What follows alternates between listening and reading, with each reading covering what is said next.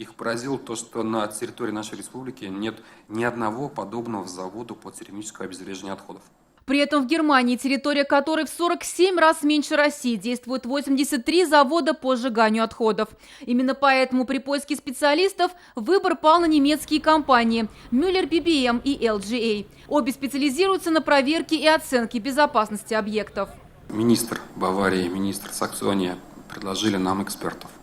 Далее, чтобы для убедительности, мы также обратились к компании рабочая группа АТАП. Почему Германия, я уже говорил, высокий уровень организации обращений с твердокоммунальными отходами.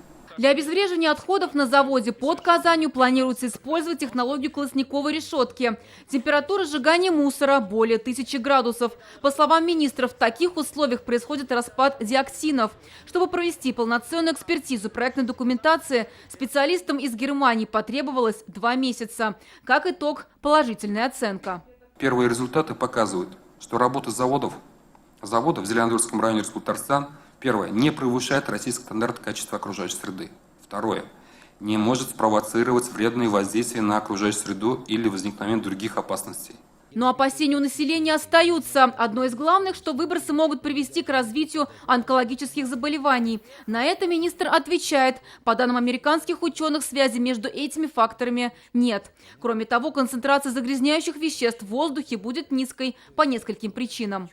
Высота трубы 98 метров над землей. Второе, метеорологические данные распределения частот, направление ветра показывают сравнительно широкое распределение направления ветра. Если у активистов есть вопросы, в министерстве готовы встретиться и обсудить их вместе.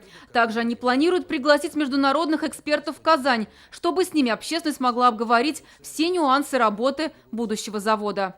Зарина Ахметова, ТНВ, Казань. Авыр һәм мөмкин кадәр илә булу соралган вакытта ТНВ телеканалы тамашачыларга яраткан фильмын кабат карау мөмкинлеген бирә. Хәзер «Синең күзләр» фильмы ТНВ.ру сайтында бар. Бу көннәрдә өйдә булыйк. Все новости дня, выпуски программы «Новости Татарстана», программы и фильмы на сайте tnv.ru и на YouTube-канале ТНВ. Подписывайтесь.